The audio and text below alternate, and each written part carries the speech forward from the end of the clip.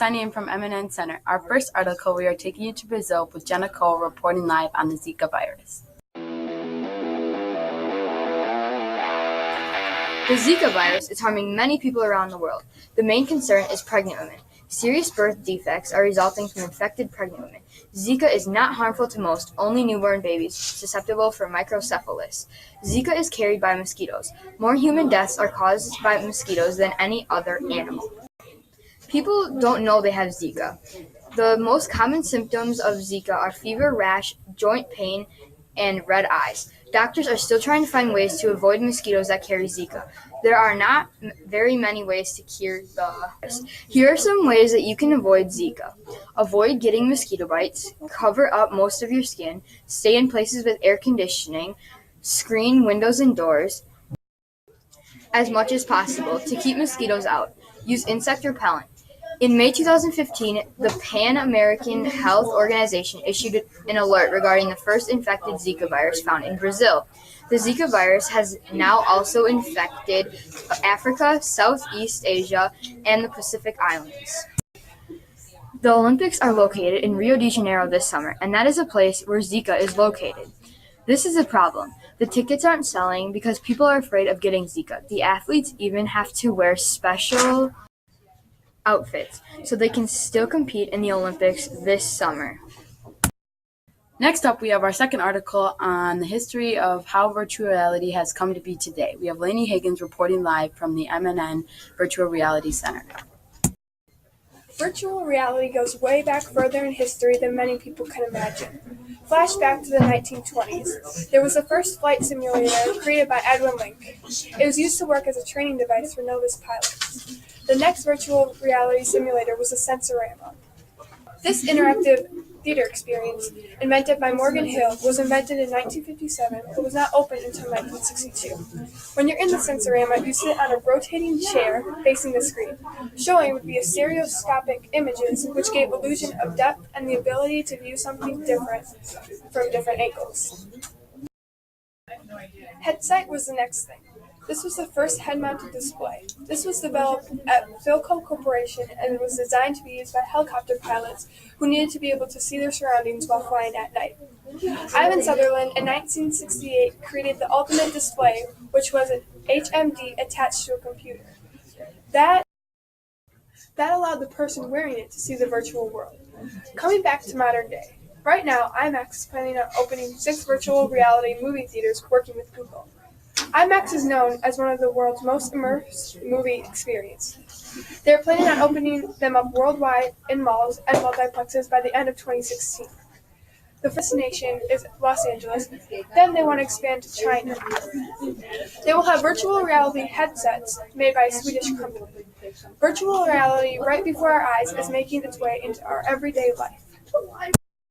Now we have the call of the roll. First up, we have our Mustangs driving into the roll call today, all the way from Johnston Elementary. Next on our transcript, we have McKinley dancing in with the moves like Jaguar. And last but not least, we have the Janet Berry Bobcats. Mr. Ross is our 7th grade geography teacher who experienced the unimaginable. He got the opportunity to teach and live in England for 1 year. We have Braden Leitzinger interviewing him live. How did you get the opportunity to work in England? I got the opportunity to work in England by applying through an organization, and with that organization, it allowed us to receive a job in England and work. What was your best experience in England? My best experience in England was meeting all my students and my colleagues, and getting to meet people who became good friends. What grade or grades did you teach?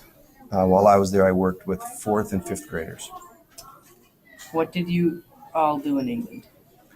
Well, besides my teaching responsibilities, I tried to travel throughout England and onto the continent to see different parts of the world there. What's different in England than here in the U.S.? Well, some of the initial differences was driving. They drive on the left side of the road and not the right side of the road. They drink tea every day in the afternoon. So there's some big drastic differences. Their homes tend to be much smaller than ours. What was your worst experience in England? My worst experience in England, I think, came when it came with driving. In England, not only can you drive on the left side of the road, but you can park on either side of the road. And I was parked on the opposite side of the road. And when I pulled out, I just about got hit by another car. If you could, would you go back? Yes, as a matter of fact, I did go back in 2007 to visit my family and my friends that were there. Do you like and enjoy teaching here or there? Well, I enjoy teaching both places. England was just 1 year, so it was a short experience. And since that time, I've come back and had a great time and a great experience meeting lots of students here in Appleton. How is the lifestyle different? The lifestyle different there. One thing that comes to my mind is that most, or if not all, families take a summer vacation, and it may be just to the seaside or it may be to another country. But unlike here, where maybe some families will decide not to take a vacation this summer or leave the valley, in England, all families pretty much take a vacation away from their home. How is it the same? Well, the same is that there's so many things that are more common between people than different. So family and friends, celebrations are much more common and similar. Okay, thank you. You're welcome. Thank you.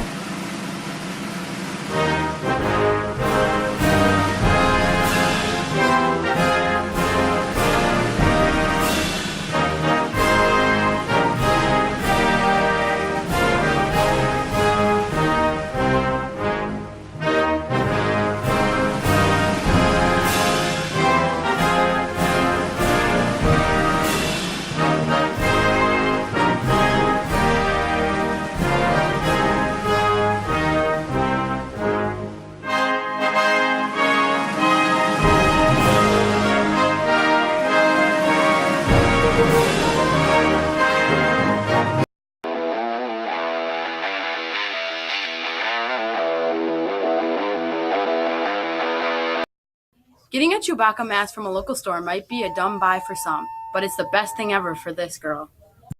Oh, naturally. Okay, here we go. So, yes! Now watch when my mouth actually moves.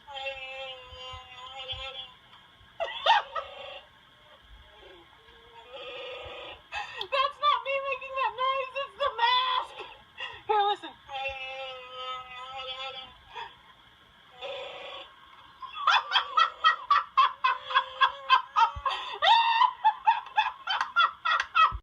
Even though she might be lost without Chew, I could do more Star Wars puns, but I don't want to force it. Chew on this. She don't smoke, but she does Chewbacca. You think we are done with puns, but not yet. We'll see you back on MNN News tomorrow.